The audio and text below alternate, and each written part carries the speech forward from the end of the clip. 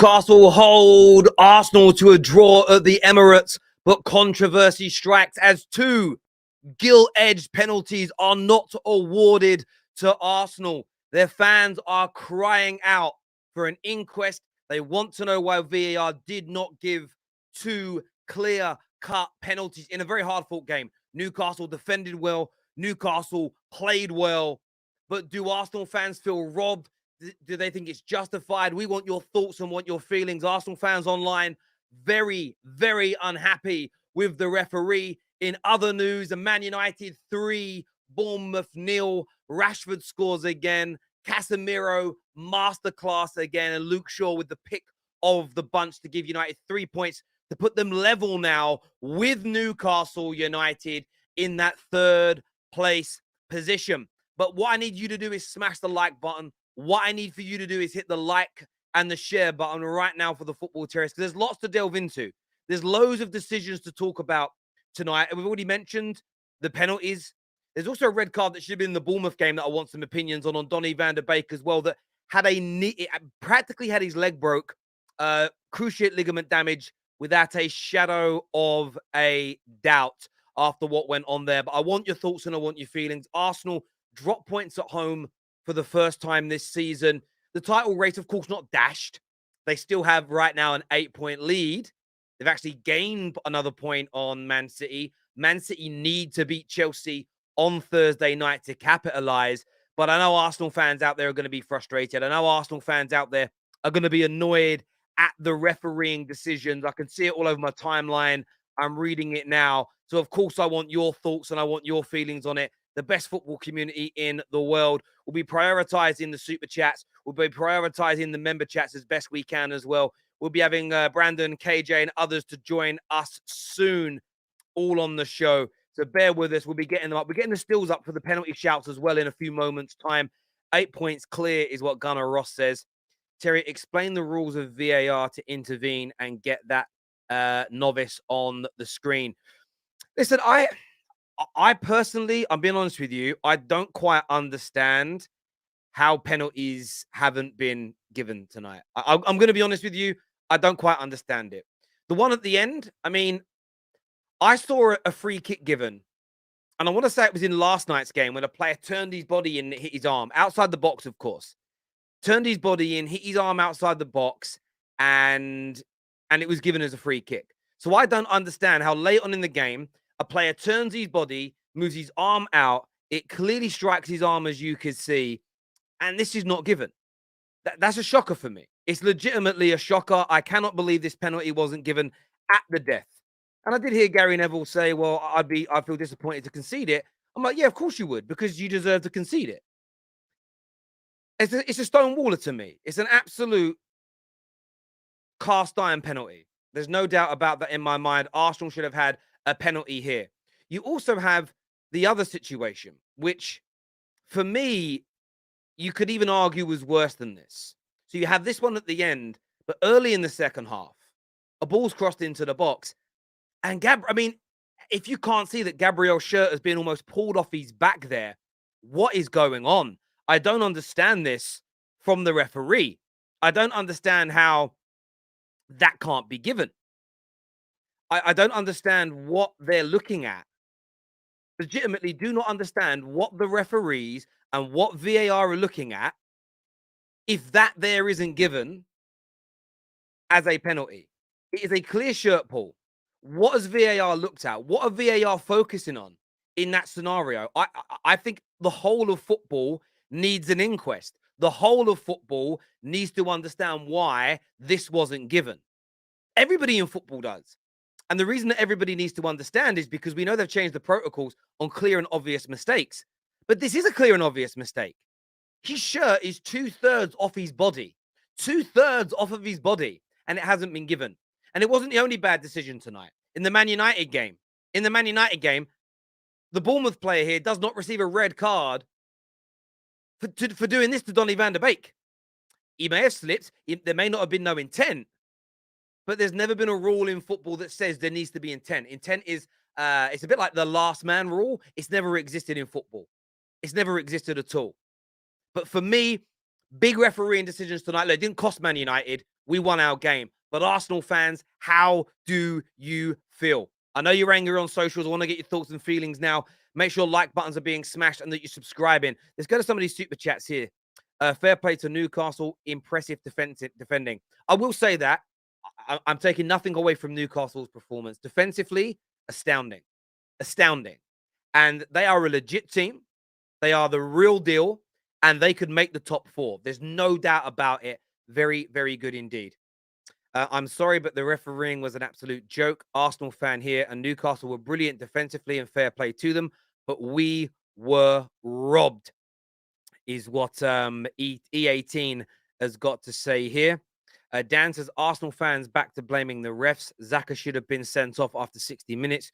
Your team weren't good enough today. Read the rule books. Dan calling out Gooners here that are asking for penalties. What is your response to that, Gooners tuning in? The ref needs investigating, is what Ringy's got to say here. Newcastle started time wasting at 46 minutes. How is there only 5 minutes extra time? Horrendous officials. Shake my head. Worst refs in the world, is what Anton's got to say. Barely 50 minutes of football played. 5 minutes added. Joke, is what Rob the Knob has got to say. And my guy G here, thank you for becoming an official member of the Football Terrace. It means a great deal to us that you have signed up and done that. 21 games left, and Arsenal fans feel they're going to win the trophy. Relax, 10 games to go, still top, and I'll entertain it. It's our league to lose, is what Thanos City has got to say here. City fans calling out the Gooners tonight. Terry, I'm a Chelsea fan. The ref had a shocker, but is it a surprise? The amount of terrible officiating has been ridiculous. Arsenal fans should have been worried that they're in great form and played well. Look, I think tonight, the one thing Arsenal fans should have to focus on is, and the Mudryk deal, by the way, there's been big calls tonight that Chelsea are actually progressing the deal for Mudryk very well, according to Jacob Steinberg, who is a very credible journalist. But Arsenal need that Mudryk. Arsenal need that João Felix. If they could have brought on 1 or 2 stars, 1 or 2 highly talented players in the attack to change it up, to give Newcastle's defense something different to think about, it could have been a very different outcome altogether. It really, really could have been. But they will feel disappointed tonight after that. Burnley, I mean, Newcastle defended well, is what Nitsu Newbie has got to say here. But they tried to attack as well. I mean, they could have taken the lead at the end of the first half, Newcastle. Let's not get that twisted. They had their chances as well in this game. Actually, there's a rule that considers intention, which is if they hit another player or you had the intention, I missed a red card either way. For me, there isn't. There is serious foul play or violent conduct, but then there is, does the tackle you make endanger an opponent? And when it comes to the Donny van der Beek situation, and we'll put the picture up again for anyone who didn't see it, he slips it before making the tackle, but he slips because he's putting every ounce of effort he's got into trying to win that ball. The slip, followed by the power that he puts into the tackle, which if he doesn't put in, he can't win the ball, is what leads to the injury. Therefore, it's excessive force and it's endangered an opponent. You can't do that to someone's knee without endangering them. It quite literally is in the law of the game. Intent doesn't matter for a unintentional red card. Intent only matters when it comes to violent conduct. Did he mean to punch him, or was he throwing his arm back to get him off of holding his shirt? There's a difference. But in tackles and challenges for the ball, intent has never been in the law, ever. And how do I know this? Because I've heard multiple referees talk about it on TV. I'm not an expert. I've just heard them say it. 100% red card, in my opinion. You can't nearly break someone's leg and stay on the football pitch, in my opinion. You just can't do it. Terry, remember the Rashford handball? Listen, if Rashford's handball was given the other day, that has to be a penalty. It has to be a penalty. Newcastle played well, and they get the point. I'm not hating on them. But this, Stonewall handball. This is the one, though. This is the pièce de résistance. How can VAR not look at this? The VAR's got to... This is why we need the referees mic'd. Because you need to hear what VAR says to the referee. You need to hear what's being said. Because if the referee says, yeah, I saw the shirt pull, but I didn't think he pulled him that hard, then you could argue it's not a clear and obvious error because he saw the shirt pull. If the referee says, I didn't see a shirt pull, then it's clearly an error. That's why they need to be mic'd up. I'm sorry. It's not even the bad decisions. I don't trust referees. I think VAR, the way Howard Webb's got it working, is they're going to start protecting the refs again. It's nonsense for me. It's a nonsense. Arsenal fans should be fuming with that. Someone please tell me that wasn't a pen. I listen. We're gonna get Cameron on. Oh my dizzy. We've got Brandon. We've got Egal KJ coming on to join us very, very soon to have their say on the panel tonight. We will be opening up the lines for you guys to have your calls. But what I really need your help with right now, I know you're not happy with the result, Arsenal fans. I need the like button smashed. You've got to support the terrace. We're here for you to give it a smash. Newcastle with almost Burnley tactics. The amount of time the ref stopped the game is a joke. Robbery at its best is what AA has got to say here. Look at Arsenal's next fixtures. Pressure is on them. Listen, the Cameron, I never steal someone's thunder. The irony of I get called a thief quite a lot on socials, which is weird considering I always shout out people that put these points across. But Canadian Cam spoke about this the other day. If you look at the next, starting from tonight, the next block of fixtures, 3 or 4 games within the Prem, a lot of the traditional top 6 and Newcastle now added to it, so top 7 if you like, the amount of them, us that play each other in the next 3 to 4 games, this league is going to look very interesting by about match week 19. It's going to look very, very interesting indeed. Man United play City and Arsenal back-to-back. I mean, by the end of that, who knows where we'll be? We could be sitting 5th or 6th again. We could be in a title race. I'm just saying, we could be. Who knows? Who knows? I don't know. I'm in a good mood, though. United won again. That's 4 wins in the Prem on the bounce. That's my Rashies. He scored in 4 games running. Oh, it's 3 games running now for our Rashford. Rashford. Imagine dropping Rashford from the England. It is. It's 4 games running that Rashford. I don't think he's ever done that in his career. Got to love a bit of Rashford. Got to love a little ickle bit of Rashford. You do. Winnerpool here says, Terry, Newcastle is one of the best teams in the league this season. Arsenal looking the real deal. I will say that to Gooners as well. You have to take stock when you calm down of this is the hardest home match you've had all year and you didn't lose. You probably should have won. Some bad refereeing decisions didn't go your way tonight. But Newcastle are very hard to play against. They're very hard to beat and they deserve to be where they are.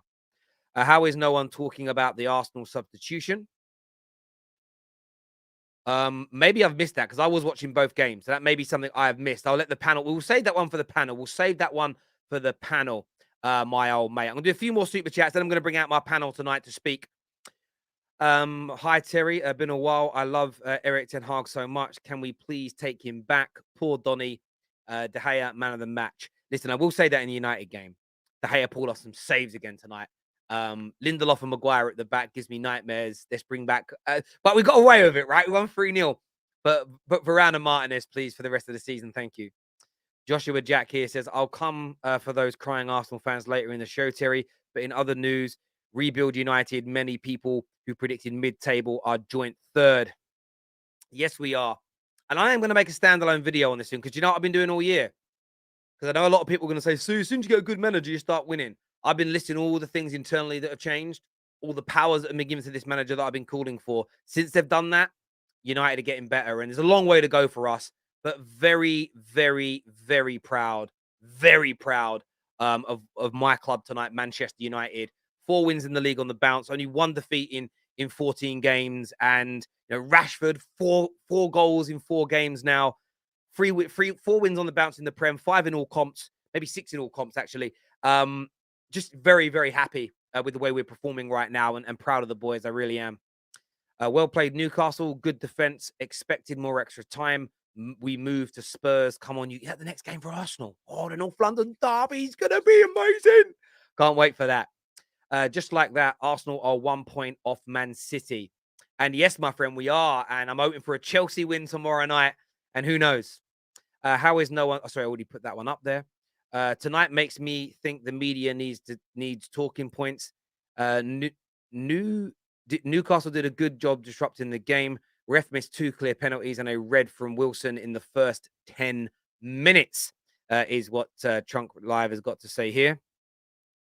Newcastle to replace Spurs. Let's be serious. Howe is better than Potter. Job's not too big for him. Arsenal always buckle under pressure. Watch is what DR says here. Last one wasn't a pen, too close to the body. Do you know why I disagree, Daniel? Because when he turns, if you turn to the side and put your arm out, your body's now bigger. It's a penalty for me. I'd want it myself. So I'm going to be very consistent with that. Arsenal robbed of 2 penalties and still 8 points clear, is what Michael Bird says. In Romania, we are making the VAR comms public. Oh. Is that just in football or all kind of judiciary systems? Because there's a big one going on over there at the minute that everybody wants some commentary on as well, I've heard. I don't know much about the guy. All I see is him do this. Like, what does this even mean? I see loads of people doing this with their fingers at the minute. Does it mean something? I don't know. I'm not going to do it, though, because I'll end up doing it and someone will tell me it's some kind of white power sign that I never heard of before. And I ain't getting caught out like that. I ain't getting caught out with that one. Best defense we've faced this season, played okay, but we need a better bench. No need to panic. We keep doing what we are doing. Ignore rivals. Scared. Lol. Inconsistent refereeing. Newcastle defended well, but I don't understand playing for a draw. The ref was overall pretty shocking today, but the second one wasn't a pen for me. We looked leggy, and Newcastle defended excellently. Not an awful point. I think that's really, really fair, mate. I think that's really, really fair. And honestly, VAR. Sorry, Daniel, we're going to save your one for when the panel comes out. And thank you, Lewis, for the super chat. You didn't say anything, but I really do appreciate that. Okay, I've got lots of people backstage. I can't get everybody out straight away. So first of all, I'm going to get out Brandon. I'm going to get out Egal. I'm going to get out Dizzy. I'm going to get out Neeks. How many is that? Is that 4 or 5? And Cameron. Brian and KJ, I'll bring you out a little bit later on in the show, boys, just because otherwise I won't have enough room for everybody on the screen. It's nice to have a nice big panel, though. It really is. I've missed a few more of these super chats. There's a few more that need starring. I don't want to miss them. Sorry, peeps. I try not to miss super chats. I try to be as respectful as I can. And sometimes we miss them because you guys are just too generous and too lovely to TFT. Where is it gone? There it is, right. There it is. All right, cool. We are talking Man United as well tonight. That's why we're bringing out a mixed panel. We're hitting the like and the share button. Let's go. Welcome back to the show, boys. Dizzy's got his shirt off. Hey! Man, X-rated settings, fam. Trust me. Is it that time of year? Station vibes, fam. I'm trying to wait. Let me tell you something, fam. Let me tell you something. For all you rival fans, trust and believe. When United are back, I'm not wearing a shirt no more, fam. I will be here. I'll be waiting. I'll be patient.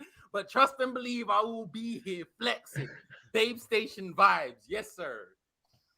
I like it. We are going to move on to Man United, but I want to go to Egal first. How are you feeling after that defeat, mate? 2 massive penalty calls go against you. Crazy, only 5 minutes of added time coming on. Arsenal fans across socials are saying we were robbed. Give us your take, Egal. Southwestern Rail, thank you. You saved me a trip because I wasn't able to go to the game today.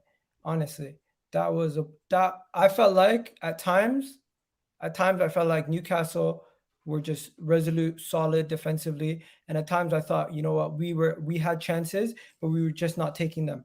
Eddie Nketiah had the best chance of the game, and you know what? No fault of his own. He took it well. Nick Pope stopped it. Now let's get on to some of the refereeing decisions. Not even an excuse. Just the referee for the whole game was poor, in my opinion.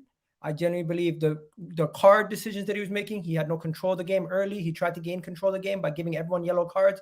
After a while, he realized he was 5 yellow cards in, and he's like, I can't just keep giving them out for no reason. So he kind of ate his card, and then people who deserved getting yellow cards later on didn't get it because he made his point early. Then you have the actual refereeing decisions over the penalties. I personally think there was 1 penalty at least out of those 2, and the shirt pull, if I'm not mistaken, if it's visible that you can see it on VAR, they should be giving it. So I don't know what VAR was doing. The other one, if the rule is that his arm is too close to his body and it hits the inside of his elbow for the second one, maybe I'll understand it. But where does your arm begin?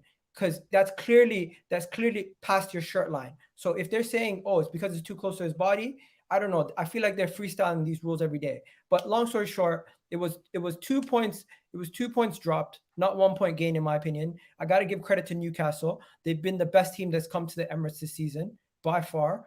Out of every team we played at the Emirates this season, they've given us the most challenge.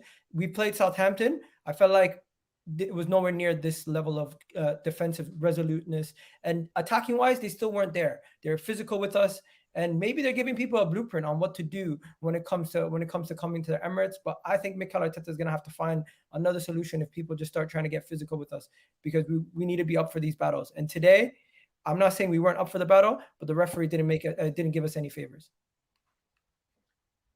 Were Arsenal robbed, Brandon?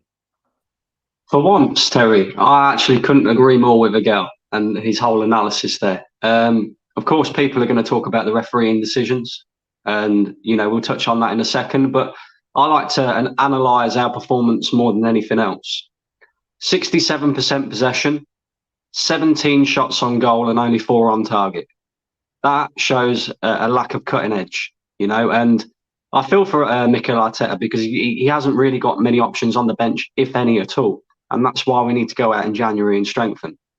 But for me, I think he made, obviously Ben White's, tired, so he's brought on Tomiyasu. For me, I think he should have maybe brought on Kieran Tierney to give a little bit of width, because we was trying to go through the middle too much. And, Newcastle were quite aware of what we was trying to do and closing us down quite easily. I think if you'd have brought on Tierney, maybe took off Xhaka and left Zinchenko to control the midfield, then maybe we would have seen a different outcome.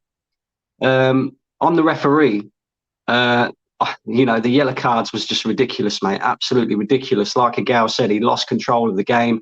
I know he was giving out yellow cards for both teams, but ultimately for Arsenal, that means that you can't then play the game that you want to play. We're a high-pressing team. We like to win the ball as high up the pitch as possible in the final third. As soon as you've got all 3 of your midfielders on a yellow card, you can no longer press as much as you want to, because all it takes is for Martin Odegaard, Granit Xhaka to mistime one of them tackles, and then all of a sudden you're down to 10 men, especially with the way that the referee was giving out yellow cards. On the penalty incident, I 100% think that Gabriel, that is a penalty all day long.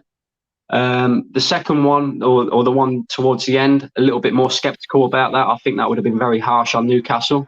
But on the Gabriel one, we see this with England.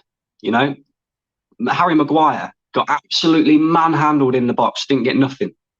So again, questions have to be made of VAR and the decisions that these referees and VAR are making, because that, for me, is an absolute clear and obvious mistake. And if that had happened anywhere else on the pitch, it would have been given as a free kick.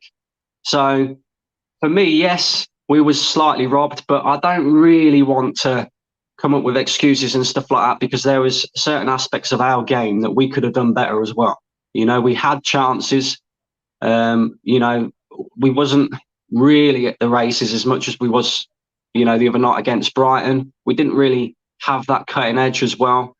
We controlled the majority of the game. We just wasn't good enough in the final third.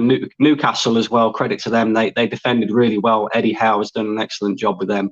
And I'll tell you now, if they go out in January and get a couple of decent players, then they'll finish in that top 4 all day long. But with regards to our next couple of fixtures, we said that this was going to be important. We've got Tottenham next away, which we don't tend to do very well at Tottenham away. Hopefully we can change our fortunes in that. And then we've got to play Manchester United. Now, with the way Man United are playing and the fact that they are literally, fighting for the top 2 places in terms of when 1 point behind Manchester City, are level on points with Newcastle as well. Them 2 games become very, very important for Arsenal, because if we don't pick up them points, all of a sudden we're dragged back into a top 4 race. So, yeah, big games ahead, massive games. Certainly is. Go on, Neeks. Go on, bro. Yeah, listen, I respect everything that both Egal and Brandon have said. And Egal might be surprised by that, because a lot of the times he's very biased when it comes to Arsenal. And I expect it because he's an Arsenal fan, and I get it. But I think he's spot on. I think, Terry, I'm disappointed I'm disappointed in your opening spiel because I don't understand how you are so adamant that the second one was a stone cold penalty. First one, 100%. And I say I don't understand. I heard your reasoning, so I get where you're coming from. But he was 1 yard away from Xhaka and Murphy, about 1 yard away. The ball was hit with extreme pace. And he actually obviously first tried to make himself smaller by turning, and it's hit. I'm not even sure if it's hit the left arm or actually the underneath of the elbow, but it's from such a close distance. If you compare it to, for example, when we played Wolves yesterday, there was from a longer distance, and the guy's hands were kind of by his side, but slightly away, and then no penalty was given. I think most people kind of said, I get it. I get why it's not given because he couldn't really put his hand anywhere else. But on top of that, usually we say, yes, there's refereeing decisions, and some decisions may not go for you, some may well go for you. But what about the analysis of the performance? How many saves did Nick Pope have to make? One from Nketiah? So we can talk about Arsenal being robbed, but Arsenal didn't do enough to win the game. They dominated possession, but how many saves? David De Gea in a 3-0 win made more saves against Bournemouth than Nick Pope had to do against Arsenal. I don't think they were robbed. I think a draw was the fair result based on the chances created. The referee was bad for both teams. Xhaka could have been sent off. I won't say should, but could have been sent off. Look, I think that's fair. Obviously, for me, I'm reacting to what the majority of Gunners are saying online. I'm asking them their opinions. I did say that I think Newcastle were worthy of a draw. I think they played very, very well. In terms of the penalty, firstly, United's penalty against Wolves, that I said that should have been given. Last night, Brentford versus Liverpool, there was a cross a little bit further away, but not by much, that hit a defender's arm outside the box in exactly the same way, and it was given. Based on me asking for a penalty for Man United in the same scenario, and then agreeing with the handball last night in the Liverpool game, I can't then change my mind today and say Arsenal. I can't remember the Liverpool one to speak of, but this one was from closer range than but for me, what he did for me, and players do this to be smart, and this is why when the free kick was given last night in the Brentford game, I think it was the Brentford game. It may have been the day before in the Nottingham Forest Chelsea game. It was a game I've watched in the last couple of days, and the player obviously couldn't get to it, and they twist their bodies because they know their arm is going to come around to the side. But because their arm's by the side, they think, for me, I think they're being smart. I think they're being cute. Same as the one against Wolves. The guy keeps his arm by his side, but drops his body weight down. And then it's not in an unnatural position. It's a save, for me. However, that being put aside, I kind of look at it this way. Newcastle did defend well. But the referee played a bigger part tonight than just these penalties. The referee played a bigger part tonight than just the time added on. The level of yellow cards that he gave out too quickly then led to players that maybe should have got red cards, not getting red cards. The game lost control. The game became bitty. Now, that, in my opinion, wasn't Newcastle or Arsenal's fault. That was the referee in himself. I think the referee's worst element of his performance was losing control of the game because we lost the spectacle. Can I just add as well, Terry? Go on. Bruno Guimaraes didn't even receive a yellow card. Twice he went up to the referee doing this. Show the card. Normally, you do that, you're getting given a yellow card. So it was almost like you say. Almiron got a yellow card for moving 1 yard over the line when everyone does it. So he was very. I don't know what I'm saying. I think he had a bad game. I agree. He had a bad game for everybody. He had a bad game on both sides. On that, losing control of the game, it hurt everybody. But those penalty decisions and the time added on, for me, if that's, I have to be really fair.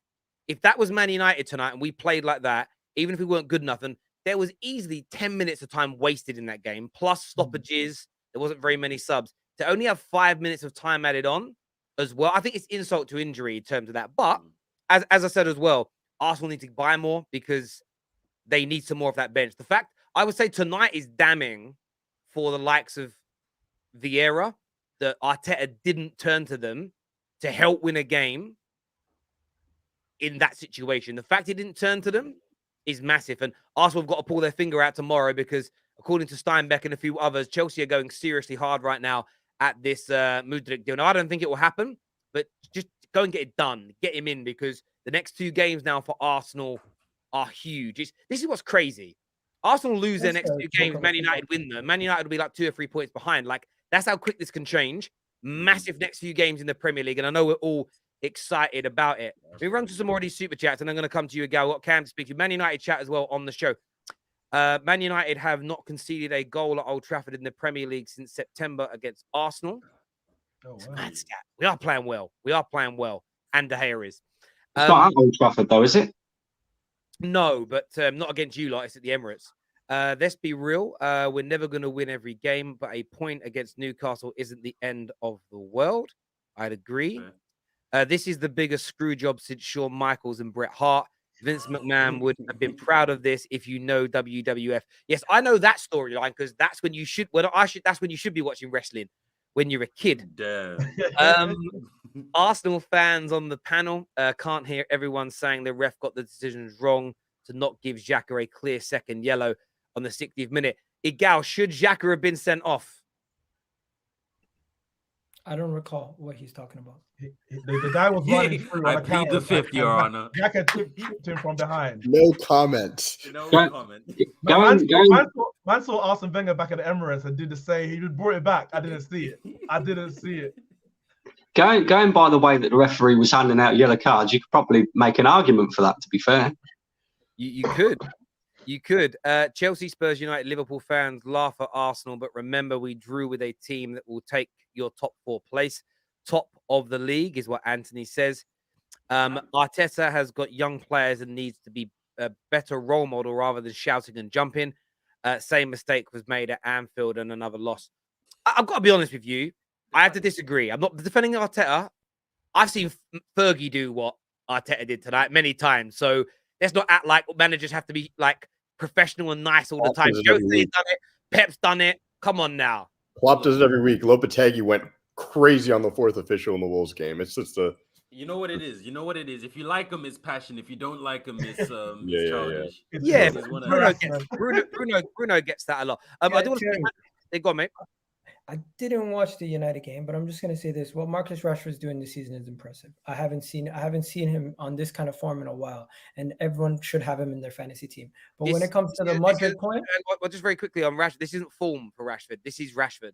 He was in bad form last year. This is Marcus Rashford. Okay, he's doing really well right now. He is really good. When it comes to the Mudryk thing to Chelsea, you guys are just winding yourselves up. Don't get yourself attached to this one. Don't get yourself attached to this one. I'm warning you guys because it's not going to end well.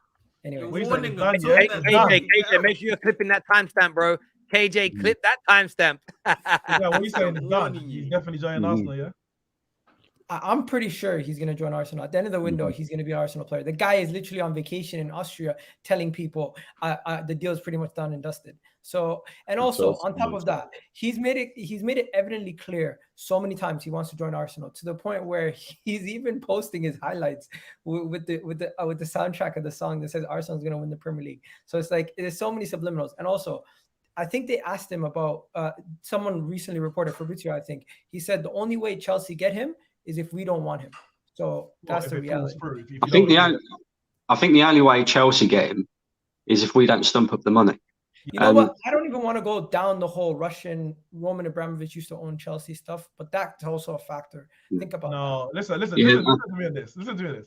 If Arsenal don't stump up the money, I don't care how many posts about Arsenal. I don't care what he told people in Austria. I don't care what he sings when he's at home, to sing himself to sleep. If Arsenal don't stump up the money, he is going to go Chelsea. Where is that Shakhtar, is it? You want to know something? Chelsea are far bigger club than Shakhtar. He will have a big paycheck, and he's in the Premier League. Arsenal need to stump up the money, and I think he will. I think he will. I don't think he's an Arsenal fan from birth, and he will never play for no one else. He will. If Chelsea's whole game plan is to copyright everyone else's stuff and sign the players, go ahead and do that. Because honestly, we could do a whole show on Chelsea and their mismanagement of signings over the history. But right now, we're talking about Man United and Arsenal's game. Yeah, and you already warned them, so we ain't trying to hear the caveats of if he ends up going. No, we ain't hearing that. You already warned them. You already put your chips on the table. Bro, I believe he'll be an Arsenal player and he's going to give us a massive impact. And when he does join, we'll see a similar impact to what Luis Diaz did for Liverpool last year. But unlike Liverpool, we're going to finish because they're bottle jobs. Quadruple incoming, boy. I love it when Egal's actually like talking like a football fan. It's brilliant. You know what I mean? I love Egal. I don't like it when Egal tries to be Gary Lineker and all political and like nice. Nah, you know what, Terry? I've been going after everyone lately. If you ever Good. Careful. I like it. Careful. You come. Listen. You're gonna get a smack in the mouth one day from me. I can promise you that. I'd never hit you, Egal. I get angry with you, but I'd never hit you. Man United. Let's just talk Man United for a minute. We've got to. Canadian Cam, chat to me. 4 wins from 4. Joint 3rd in the league. Rashi on fire. Casemiro, best central midfielder in the league. Chat to me. Oh, it's beautiful. Today, honestly, the 1-1 draw was exactly like that's where I wanted to fall into, because at the end of the day, listen, I'm not saying we're going to beat City. I'm not saying we're going to beat Arsenal. But if we do, whoo, whole different conversation, right? So that draw is really important. I'm not saying we're going to. We may not. But if we do, it's not impossible, right? The math changes. The conversation changes. And it has to, right? It just has to. So that'll be fun if it happens. If it doesn't, still happy with the draw because we catch up to Newcastle and we get to solidify our spot in the top 4. Listen, what we're seeing, again, different lineups, different players in and out. We're playing the same football. We're playing the same. Oh, we look so good today again. We could have scored 4 or 5 today. We had Garnacho at the post. We had Rashford just whiff on us. That would have been a sick volley. Like, it was beautiful to see that. Like, he gave Van de Beek a chance. And honestly, I don't think Van de Beek is long for this club, straight up. It's just not the case. But seeing Garnacho, and I said this before with Garnacho, we shouldn't be starting him. When he comes on, and like Terry, you've been saying it, the man just looks at a player and he's like, I'm running at you. What are you going to do? What are you like? Basically, every defender that he looks at, he puts them to task. He says, over to you. What can you stop me? Today, Smith or whatever had to kick his feet out, like basically, and he just looked around. He's like, I'm taking the yellow. The kid's gone. Like it was like moments like that just made me so happy to see this year. I mean, today. And another thing that people, they're all quiet now. All the Bruno haters, they're all so quiet because there's no more poor decision making. There's no more. Today, Bruno made Levi, stop that. Sorry, that's my dog. Today, Bruno made the right pass again, which was over to Garnacho. Over to Garnacho into Shaw, right? In the past, Bruno probably shoots that. Again, this is the coaching at its finest. You're just seeing all the patterns of play over and over. We've seen those moves over and over. The fact that you have our left back coming in and can score these goals. You're seeing backflips like the back low tip from Delo when he came on. The whole team is firing right now. Yes, it is only Bournemouth. You're right. But guess what? Last year, only Bournemouth and only Everton, whoever we drop points to. Like we went into these games nervous. I said once we slapped up whoever it was, Burnley in the FA Cup or League Cup, I was like, these games are now routine. They look routine. It's not just, United had possession. We had so many chances. No, we look dangerous every time we're on the ball, and we're playing different types of football throughout the game. There's times where we sat back, let Bournemouth come on to us, and we're like, cool, we'll counter. There's times where we were on the front foot. It's just a beautiful style of football that's happening right now. And one thing I want to say on David De Gea, something that's really important to point out. Today we gave up 3 big chances, I would say. 3 big chances, and he saved them all. The difference with David De Gea and a good team and bad team is that. Because if Lisandro Martinez and Varane are there, I don't know if we give up those big chances, right? So as good as David De Gea is, and he can make those 3 saves, when you think about when we play the good teams, if we have Lindelof and Maguire in, we're getting up 6, 7. It's just the numbers are against him. He's not making those saves. He can't do it. He's on form right now. He looks like you can't get past him. But we have to remember that if our defense ever does turn back to Maguire and Lindelof, as fine as we look today, we do give up those chances, and you do have to have a shot stopper who can make those saves, right? Yeah. So everybody who talks about, we need distribution, we need that, and no, we really don't. We just need to have better players in front of him and to manage the game better. So in those situations, we're not putting David De Gea under pressure all game. Can I stick a pin quickly on the David De Gea? Egal, you still think he's past his best, or I'm checking with that. New year, new you, new opinions. You still think David De Gea is finished past his best? Over the hill. I still think if you had the Brighton keeper, you'd be in a better situation. Interesting. All right, back to you, Cam. That's crazy. I want to throw this. So, go on, Cage. How much better would we be than where we are now? Considering we better at all. We will worse. What kind of considering we should be 8th right now. How much better can a goalkeeper in Sanchez make over De Gea this season? It's small margins. It's like when you can catch teams off the break a lot quicker when you have a goalkeeper like that. You can also, distribution will be a major factor, and little things that you don't notice, you'll notice when you have a goalkeeper like that. At this moment in time, De Gea is an amazing shot stopper. Outside of that, I'm not going to criticize every single skill set, but there are skill sets that Sanchez would bring to your team that De Gea doesn't currently have. So, Egal, sorry, just on that, you don't need your keeper to move the ball from back to front quickly, eh? You realize that David De Gea now knows he just needs to get the ball to either one of our fullbacks who go out wide enough so it's easy delivery. We don't make it difficult for him anymore. He's not trying to, let me figure out where to get. No, they come in, they get out wide, he gets them the ball. Other thing we do is we have one of our center backs sit, wait for the ball, another one sits real quick, pop. If you're not watching this play, don't make these comments. Because what you're saying, no, shut up. I'm not done. What you're saying is, you need a keeper who can get the ball and just kick it deep, quick, find a guy in the midfield. No, you don't. You need a keeper who understands the system, who can get the ball to the players who move it quickly. That's what we're doing. That is how he's adjusted. Okay, you're very emotional because he's your keeper and you've loved him and he's been there for a long time. But when he's gone, you will realize what I'm talking about. Until then, but Egal, when he's gone, we can also say why is not a keeper as good at shot stopping as David De Gea? Because as much as I've cussed De Gea for his distribution, but this season I cannot cuss him for his distribution. It's been on point. His passes are going to players. It's long, short. He asked me the question. I answered it. No. But the thing is, again, we're bottling the answer because it's wrong. You know what I mean? You can't say Robert Sanchez. You said Robert Sanchez, if he was in goal, we would be in a better position than we are now. That is that's wrong, bro. Like, guys, I just want to move on slightly from this. What I want to point out is that on average per game this season, Aaron Ramsdale has completed 23 passes per game with 61% pass completion. David De Gea is done 25 passes per game with 66 completion. I wouldn't have thought that. Just there we go. Interesting. I want to put this comment out here because it's kind of in what we're saying here. This says an African prophet called Angel predicts United to win the league. I'm an Arsenal fan, but from what's going on this season, anything can happen. Can anybody see Man United joining a title race? Bring me the judge. Bring me the judge. We can win the League Cup. Maybe the League Cup. Yeah, I agree. Yeah. But not the league. Now you know what it is. Over a long spell, I don't think we have enough depth to do it. I think if you look at our bench, especially the players up top, we're very light. We're an injury away from I don't know who we go to and disrupting the whole system. So I don't think right now. But what I will say is this: we are currently on day one of the rebuild. Let's everybody remember this. Let's not get carried away. This is day one of the rebuild, and it's looking beautiful.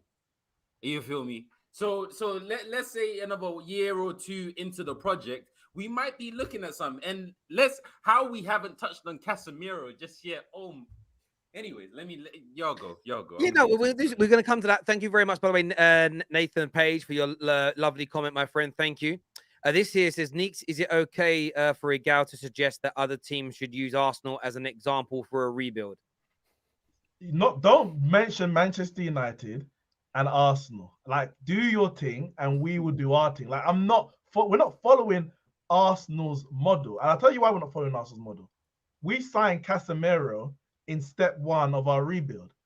Casemiro was best defensive midfielder in the world when we signed him. He is still the best defensive midfielder in the world currently. We signed Varane a year before.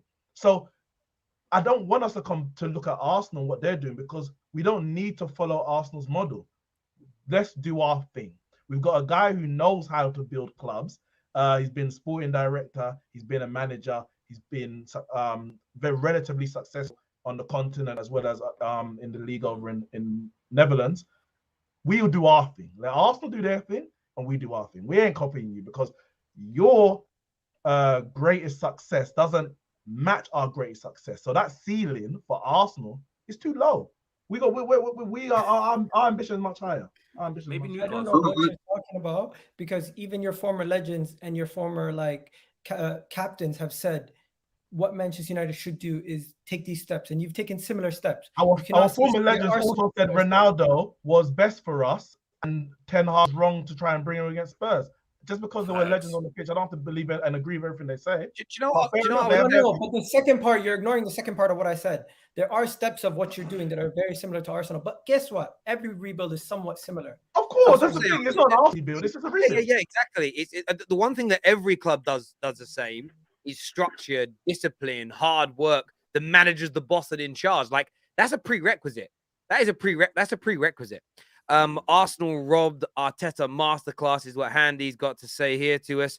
Quabs says, can't wait for Barca to humble United. Let's go. Listen, United's next two league games, we can get humbled. Wait. I'm going to say this. I dare Barca to knock us out of the Europa League. I dare. If they do, the league, we've got less games to play, more rest. We're coming for that. I hear you. United fans are a little too gassed over beating Bournemouth and 2 relegation teams. You are playing well, but wait until you play top half. What I'm going to say to you is this, bro. When Arsenal slapped Bournemouth, they were allowed to celebrate, so we can celebrate. At the same time, though, this season, we've beaten Arsenal that are top. We've beaten Tottenham that are just behind us. We've beaten Liverpool. We've beaten Fulham. Chelsea. We've beaten a lot of teams in and around us in the top, bro. Come on now. It's not about we could have beat Bournemouth today or we could have beaten Fulham today. The point is that we're 5 points ahead of Spurs, 7 ahead of Liverpool, and umpteen ahead of Chelsea. Top 4, what what really was our ceiling this year. And the race for top 4 going level with Newcastle with a game in hand is why we are happy. We all expected to beat Bournemouth, but it's the fact that we are now level with Newcastle in 3rd, 1 point behind Man City in 2nd, who are playing Chelsea tomorrow. So whatever the result tomorrow, we're either pulling further away from Chelsea or we're gaining on Man City. And we've got that game, and we've got a game in hand over Newcastle. And that's against Leeds. And if we're able to win that game in hand, we go 3 points. We go 3 points above Newcastle into 3rd place. And considering that even most of us predicted 5th, 6th, or 7th, to be sitting here at the halfway, if Arsenal fans can be happy to be top halfway, United fans can be happy to be 3rd when we were predicted to come between 6th and 10th by the majority of professionals and the majority of fans. That isn't being overgassed. That's being proud of what your football team is doing, in my opinion. And I think it's time, Terry. Sorry? I think it's time for you to release the video of how you're scared of Manchester United. United spent 250 million in their first window, so yeah, it's different. But this is the thing I would say though. People will now, but you spent money. Yeah, we spent the money, and you still said we were coming 10th. Maybe not you personally, Prince, but we spent the money, and you still said we were coming maximum 7th. Nowhere near a top 4 race. So you can't then revert to, but you spent money because you said we wasted it. So listen, I had Man United finishing wrong. I had Man United finishing 6th for the start of the season. So I'm bloody happy that we're 4th, clear of 5th and 6th. That point right there is Neeks saying, but that point right there backs up your point, Neeks, of saying we'll do it our way.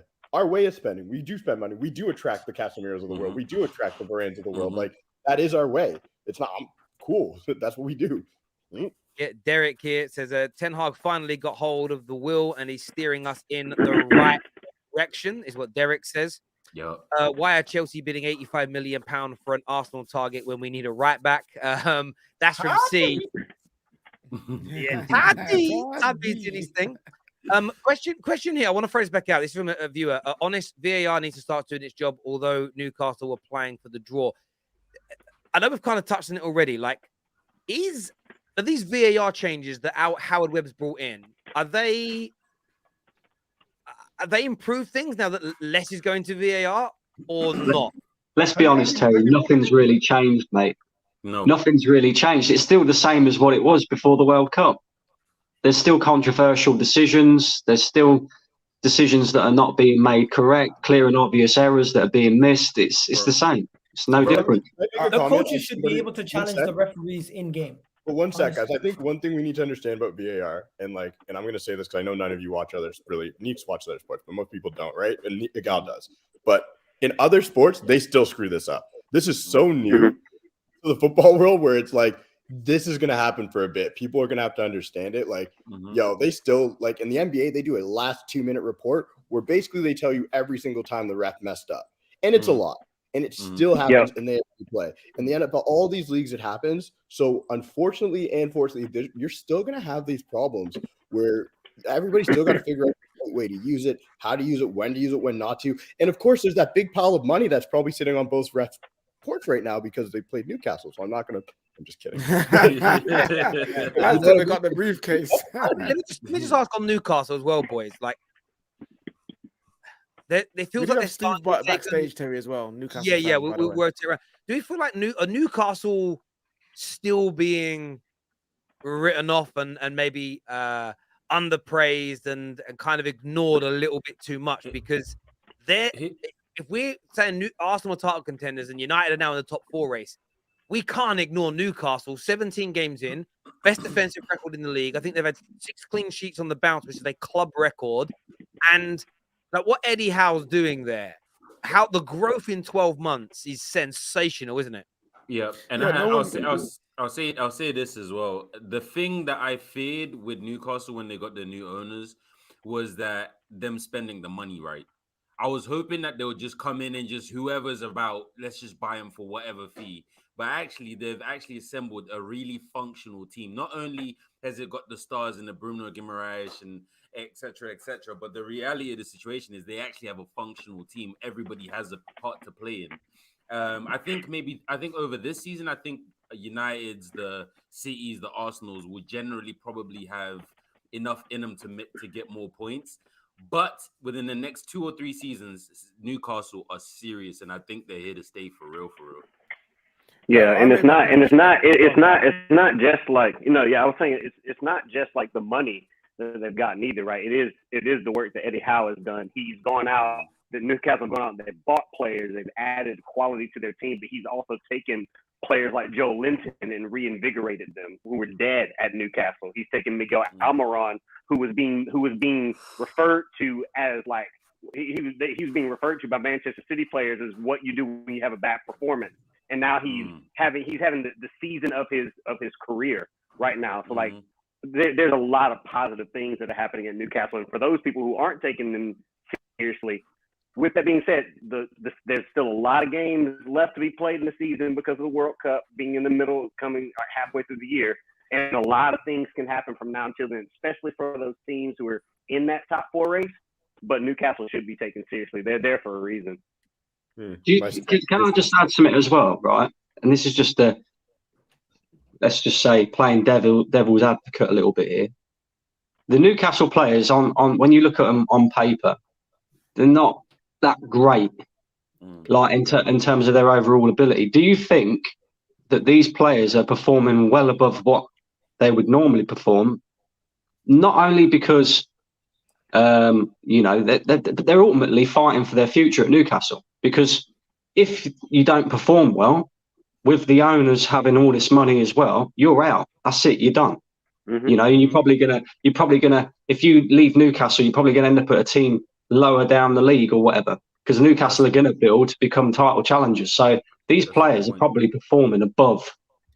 But there's incentive. That's called culture. That's called culture, though. Like they've already bred in a culture in the squad of working hard, meritocracy. And having a vision of where they want to be and the desire to get there, like for an ownership to come in so quickly and do that, and with a manager which most of the top 6 would never even want.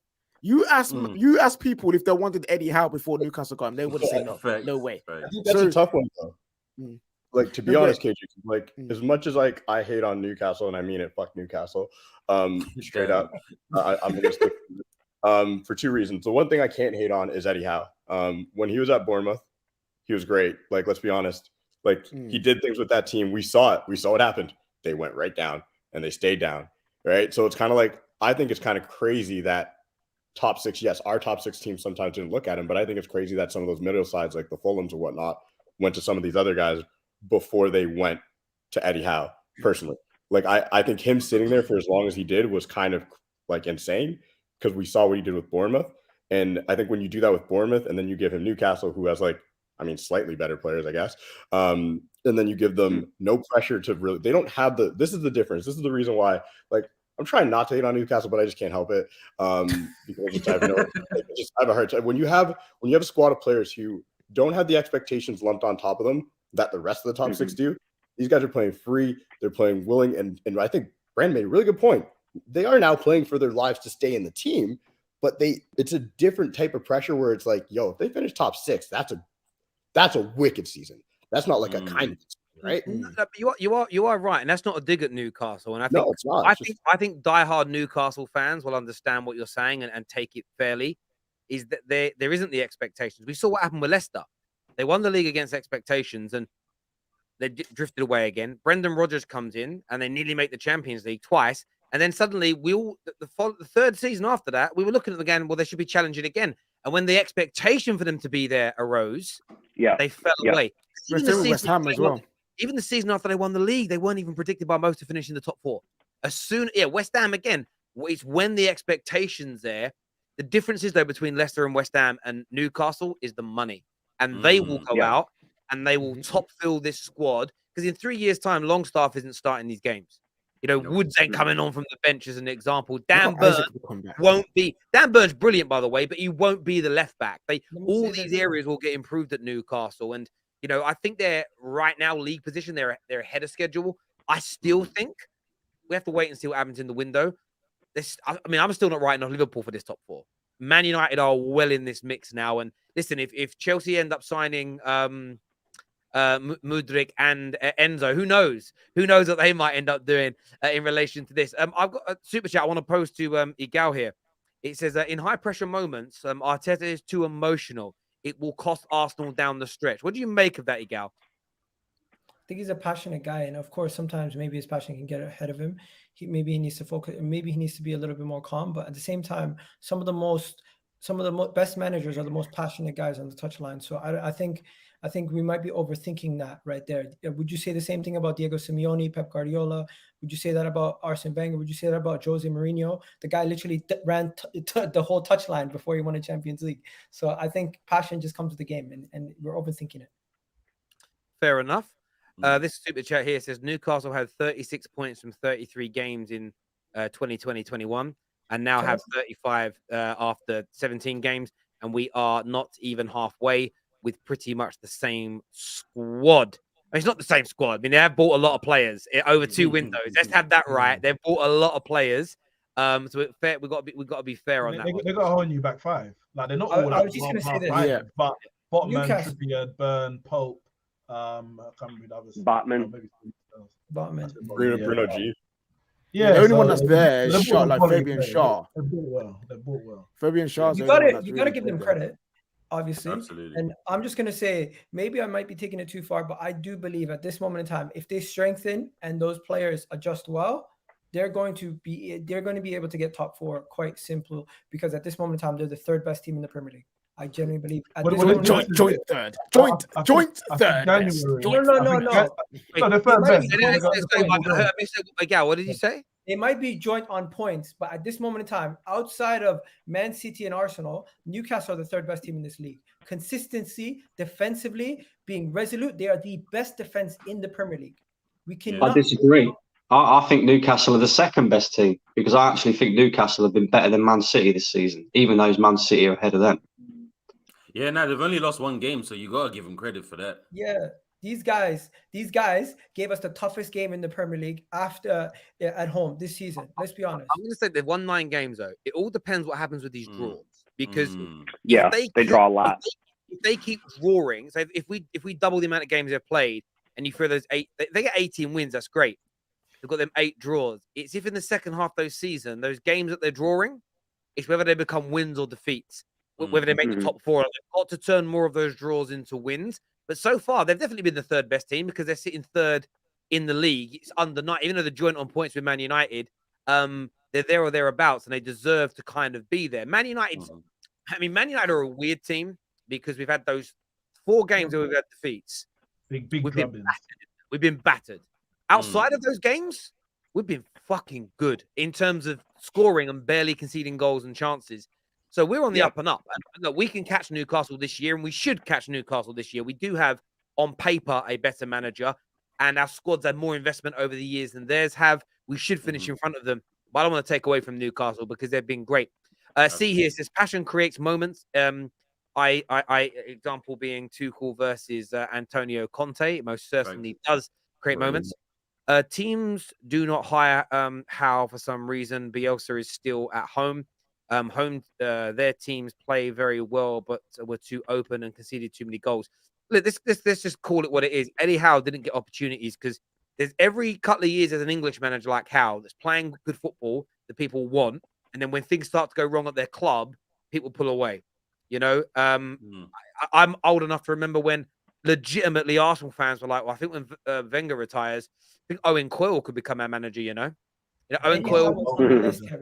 Well, because Owen Coyle was at Bolton. You send a lot of players to Bolton because the way they play football, this happens all the time. And Eddie Howe got this opportunity. But I'm telling you, if Newcastle didn't give him an opportunity, Eddie Howe may never have come back to the Premier League. A big team. But Terry, do you think his age? Do you think his age had something to do with it too? Because when Howe came into the Premier League, he was the youngest manager in the Premier League. I think he had to learn a lot of lessons going through what he did with Bournemouth, and maybe that time away helped him kind of reflect on some of the stuff that he went through. Because I feel like that for me may have been a big piece of it. Potentially. If his last name wasn't English, I'm straight up like, we got to call a spade a spade. People talking about English managers don't win in the Prem. Like, I truly believe his passport hurt him a bit. Like, I'm being completely honest. I think you're right. Because you look at someone like Marco Silva. Marco Silva was Hull, and then after about 6 months, he went to Watford. And after a couple months, he went to Everton. And obviously, and it's like, how was he able to get Prem job after the whole guy? I think he brought he's doing well now, but it's taking ages. But he failed at Everton. Yeah. He was the only English managers that get the boost are the ones that were superstar ex-players because of their name and the fame they get. If you're not an ex-superstar ex-player, it's so hard for you now. It really is. Comment here from Guna Duke says, yes, Partey has been better than Casemiro this season. Played well this evening, like all season. Okay, we had this debate in the group chat before the World Cup, I think it was, and we can split hairs about who's good this season. That's neither here nor there because Casemiro has been brilliant for us. So if Partey has been better for you, then that's fine. I don't want anything better than what Casemiro's done. But despite what's happened in the last 5-6 months, Casemiro's still the best defensive midfielder in the world because he was the best defensive midfielder in the world before he joined us, and his level hasn't dropped. So until his level dropped or Partey surpasses his level that he's been doing for the last 4, 5, 6 years, then I don't really care who's in better form or whatever because his form is so good that I wouldn't change it for the world. So yeah, well done. Partey is just a guy who just does his job every single week, 8 out of 10, 7 out of 10, and he doesn't get spoken about the same way as Casemiro.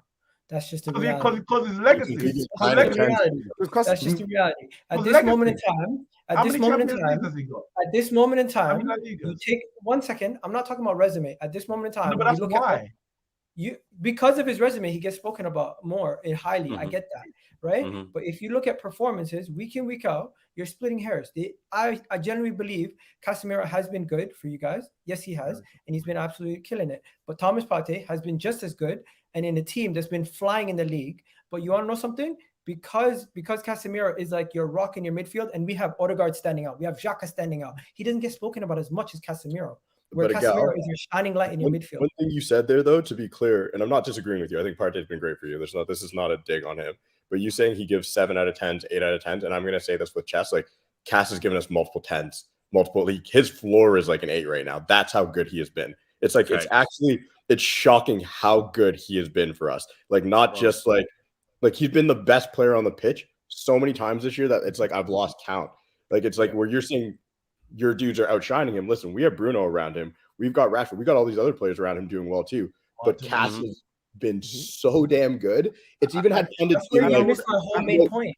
No. But you missed my main point. My main point is the crown jewel is going to shine the brightest, right? But if you have a guy who's playing just as good, but he's not the crown jewel of the midfield because there's other people that are just as good or even better, then what are you going to do? But I don't think you're listening to us. He shouldn't be the crown jewel in our midfield, but he is Yeah, You know what I mean? wow. He's got. You haven't had Do a you know what it is, Yeah. Partey? Sorry, do you know what it is, Egal? I think you're all kind of touching on the same thing.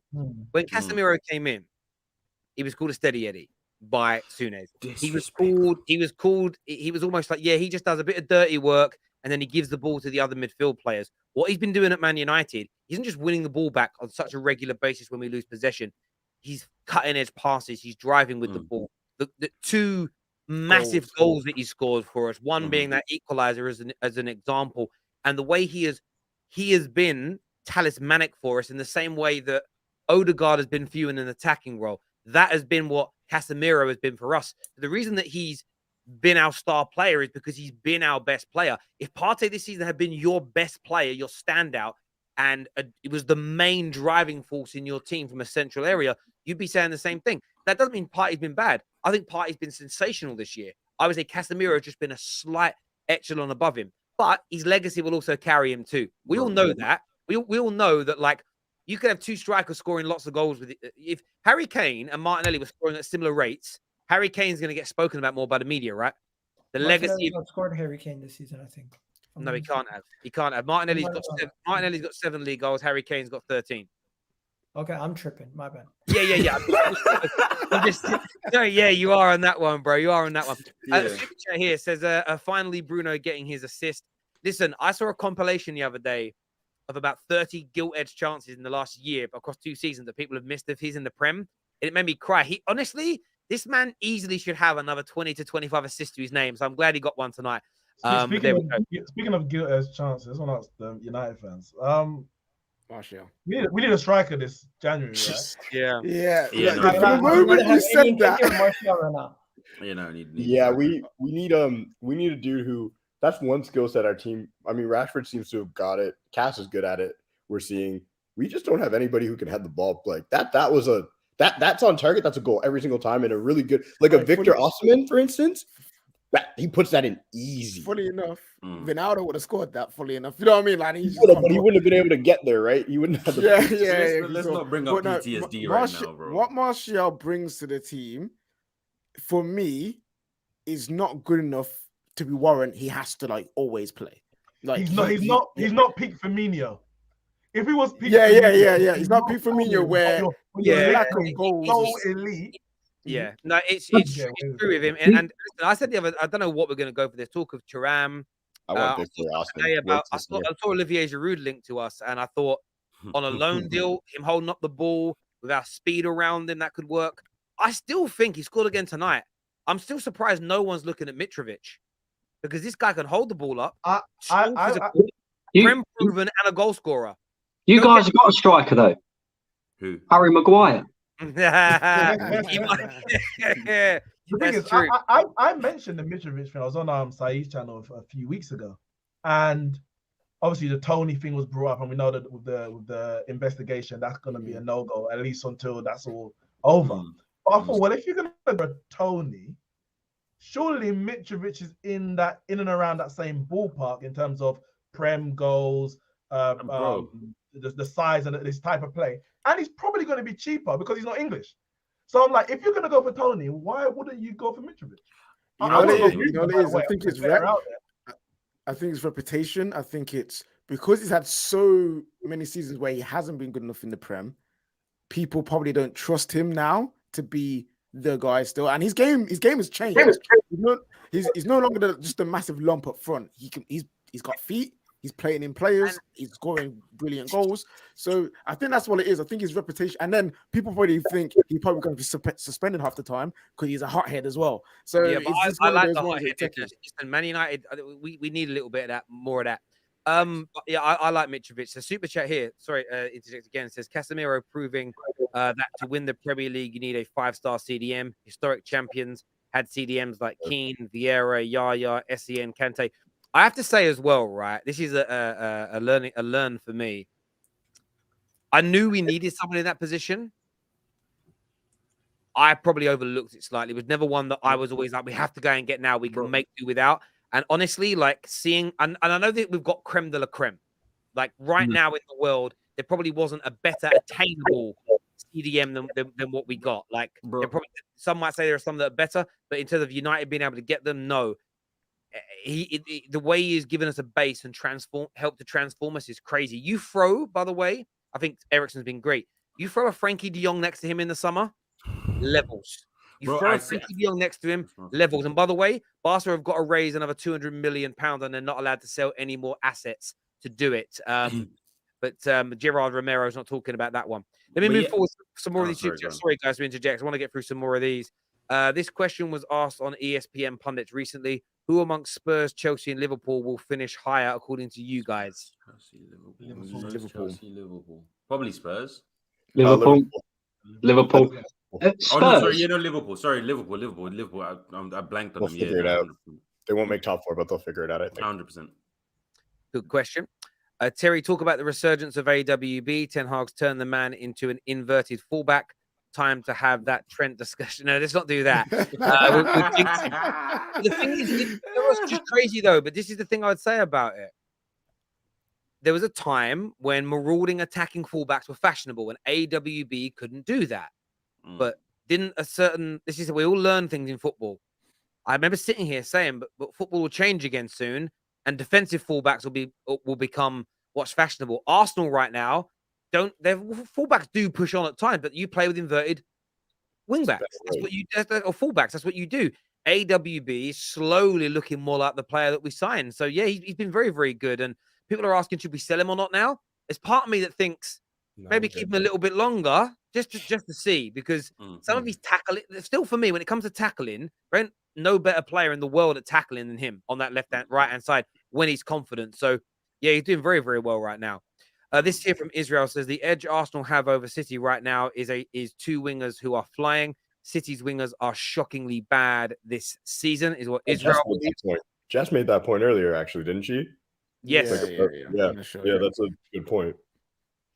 Man City will not do what they did to Man United earlier this season. They are moving from stable to scary fast. No one in the top 6 wants to face them now. Oh, Man United. Listen, we go away to the Etihad next in the league. I'm not going to get carried away of myself, but if we win that game, we're at home. No, we're at home. Aren't we? Oh, my boots. Anyway, we're away to Arsenal. Away to Arsenal, then home to City. Yeah. No, we're not. We're at home to. We're at home to City, then we go away to Emirates. Then we go to Arsenal. Oh, okay, yeah, okay. Do you know what's mad about this? And I was showing Miguel. I'd love to get Gal's take, but I'll get Brandon's take on this. If Man United beat City and Spurs beat Arsenal, suddenly that Man United-Arsenal game takes on a whole different flavor, because what that would do to the league is United would be on 38 points and Arsenal, of course, 44.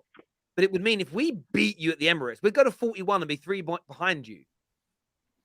Spicy. Like, if that honestly, if Man United beat City and Arsenal lose to Spurs, the whole title race has been spun on its head. Let's just add perspective to that as well. Who have Newcastle got next? Fulham. So say Newcastle beat Fulham as well. This is why I suppose you can't get too carried away. There's still a lot of football to be played, and it's why these next few games are so important. We need to beat Spurs. We need to beat Manchester United. They're very important games now. And you've got Man City at some point as well. You've got to play straight after. There's Chelsea City. There's Chelsea City on Thursday. That's going to be decisive. Then what you have is Man United, Man City, like Woody mentioned, and the North London derby. Newcastle play Fulham, as we've said. The games after that, it's Man City, Tottenham play each other. Liverpool, Chelsea play each other. And Man United, City have Wolves at home. They'll win that most likely. And Man United go to the Emirates again, hugely decisive. The game week after that, also on the Monday, Fulham, Spurs are away at Fulham. The game week after that is Chelsea, Fulham. Arsenal go away to Everton, which could be tough if you lost to Man United. Does that make sense? Like, depends on that result. Man United, Palace. Then it's Tottenham, Man City. Legitimately, like, the next few, up until at the beginning of February, the points that everybody could be taking off of one another is huge. It's huge. And look, by the way, I'm only kidding. I'm not putting Man United nowhere near a title race like at this moment in time. But the next couple of games could just. Someone here says, if Mark, I've said this before on the terrace, Mark, and I'll say it to you again now, my brother. You might be new. if you take the ifs, buts, and maybes away from football, there's no such thing as fan conversation. And what we're doing on camera right now, what you're watching, men and women have been doing for 130 years, talking football. And if you take away the if, the buts, and the maybes, there's nothing left. If the referee gave the decision tonight, what if Arsenal make the signing? What if we win our next game? Yeah, but what if this happens? If you took that away, football dies tomorrow, my brother. You have to talk about the if, the buts, and the maybes. Otherwise, there's no nerves. There's no euphoria. There's no ecstasy. There's no excitement. Come on now, brother. Imagine taking away the ifs from football. The hypotheticals, they're fun, man. They're fun to, mess around with. Completely agreed, Terry. I get that. I get you says I'm a United fan, but I'm not getting carried away. I'm saying the games are exciting because the results create an if. Yeah, the results are amazing. Can we stop this whole smiling and being happy that you win is getting carried away? Where has this come from? Where has this come from? It makes no damn sense. Like, what the hell? We won our game, we're smiling, we're happy. Look at DZ, he's got his shirt off. I've never listened to it. And like when all of you, and I will say this, I'm going to call you out. When all of you were saying we weren't making top 4, I was one of the few people who was like, I'm still going to say we're going I said I got called out. I said 7th tops. I literally said 7th tops. I've never been afraid to say what we're capable of doing based on what we have done. And this is the thing. Listen, we had like 1 or 2 bad years, and bad years for us. Our standards are so high that bad years for us is finishing 2nd, but 30 points behind City. Bad years for us is finishing in the 3rd on the last day. Like, those are bad years for us. But like, we've never, the thing that always threw me off, people spoke about our team like we were Aston Villa, like we were dead, gone, like it's never coming back, like United's dead, they're gonna be, look at what's happening. And I sit here and I'm just like, on what evidence? On what evidence? Yes, we haven't won a trophy in a long time, and I agree, that's fair, that sucks and it hurts us. But we've never been so far away from the top 4 that people can now say we've turned into these teams that are of yesteryear. But I'll bring it back to Arsenal in this conversation to be fair and be balanced in this. So it's a football thought of mine, not a Man United one. People are just saying they're not gonna win the league because they haven't won it in 18 years. But we've seen City break a 30, 40-year duct. We've seen Man United in my lifetime break a 27-year duct. Chelsea a 50-year duct. Like, that's a cricket term there in case anyone doesn't know. Like, this happens. Yes, they haven't won one for 18 years, but it doesn't mean they're not going to do it. Man United being written off as we're dead, we're finished forever. It was just, it's hope. That's all it comes down to. People that are saying Arsenal can't win it are hoping. People saying United will never make the top 4 again are hoping. And I bet most of them are Spurs fans. I bet most of them are Spurs fans. Sorry. No. So Terry, my question to you is: are people just hoping Newcastle United don't make top 4 or even more? Partly. Is there a difference? Partly, I would say this: when I'm assessing Newcastle, I am looking at the overall quality of the squad, experience of the squad, experience of the manager, and where what you haven't felt yet. And you're a young Newcastle fan, so you probably weren't alive in the 90s in those title runs. Yeah, I've been around 7 years. Yeah. So. Okay. Yeah. So when you get to those last 10, 11 games, especially the last 7 or 8, the pressure's different. And I tell you where you feel it is the crowd. The crowd is where you feel it. It's important. It was yesterday when Liverpool played Brentford. When that first goal went in for Liverpool, that Brentford crowd went down. It took about 10 minutes, and they picked back up and started making noise again. As soon as they picked up, the players picked up. What's going to be important at St James's Park is when you need to win a match, you might go 1-0 down to Brentford early in the game. You might have already played them at St James's Park, but it's going to be important that your fans stay positive and don't become nervous or angry, because that feeds onto the pitch. The reason why I spoke about this when Real Madrid came back all those times last season, their fans know how to handle being in a bad situation in the Champions League, because every fucking generation of those motherfuckers has won a Champions League. So the whole crowd know how to behave, how to keep the players good. When Spurs got in trouble Spurs are a great example of a team that when they're in a real high pressure situation, they're a fish out of water because they're barely ever there, and that's why they choke so often. It takes years of being back in those environments to grow the thick skin and the resilience to get through it. Your fans get used to it. It does have an adverse effect, though. It does make your fans a little bit quiet for like average normal games that you win quite easily, because our fans ain't good. Our fans ain't known for being very quiet, though, Terry. I'm sure you know that. And I would also like to point out about those bottling ass teams in the 90s. Kevin Keegan was a guy who just wanted to play straight up attacking football. He was tactically inept. I've seen many of the replays of games, and I've gotten to see he was tactically inept. Seriously, if you talk to if you genuinely look at the games, it was just attack. That's all it was. We were never known for being a good defense.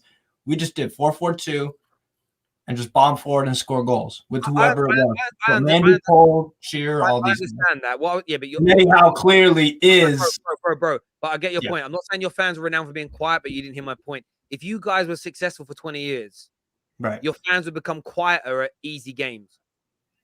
It's just something that happens to fan bases because it's almost when games are a walk in the park and an easy routine takes over. The fans are there, but it's like, yeah, great, we won. I've been there and done it. I've been in the stadiums where people are like, you're 2-0 up, 3-0 up by 50 minutes. People are on their phones and they're talking. I've been in many Man United games back in the noughties and stuff like this when you'd be like 3-0 up and the bars would open at about 60 minutes behind the ground. You just go back behind. It looked like the stadium was empty, but everyone would be in the bars watching on the screens because it was routine. So these things happen. But that's all I meant by it, my friend. I've got some more super chats here. Sorry. I would say more pent-up optimism and excitement at the 12 to 18 months ahead. We are ahead of schedule, making it rain. That Dubai money soon. Yeah, when United get that Dubai money, it could be different. Terry, I told you to stop over-hyping us, Arsenal. I still think without any additional players, this squad is not making top 3.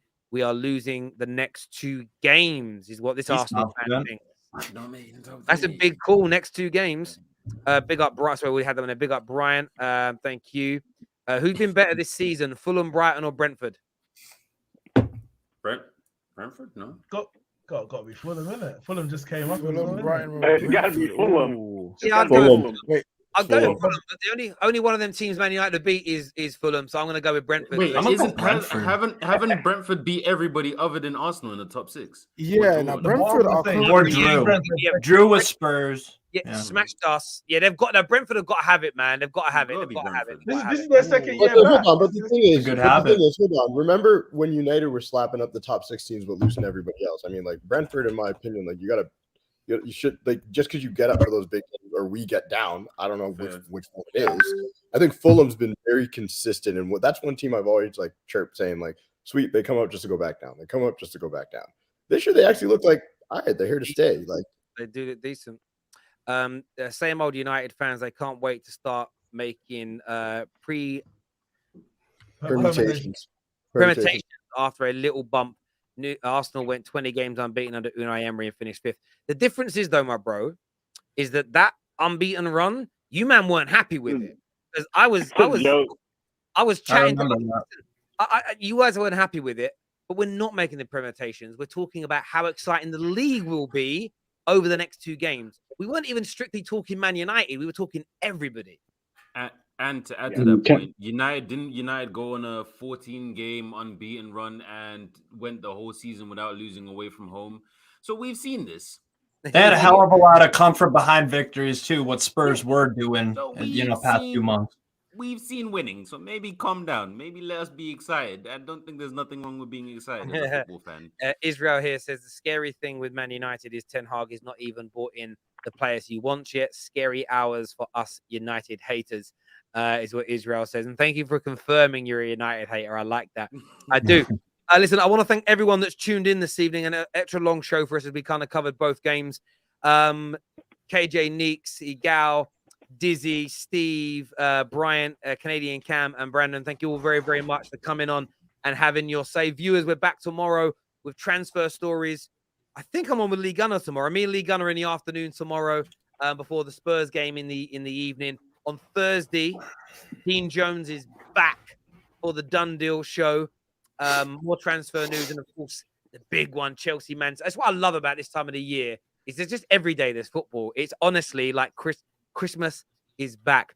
Listen, viewers, make sure you're hitting the like button. Make sure you're subscribing to the Football Terrace. Until next time, take care. Goodbye. God bless, and we'll see you all again.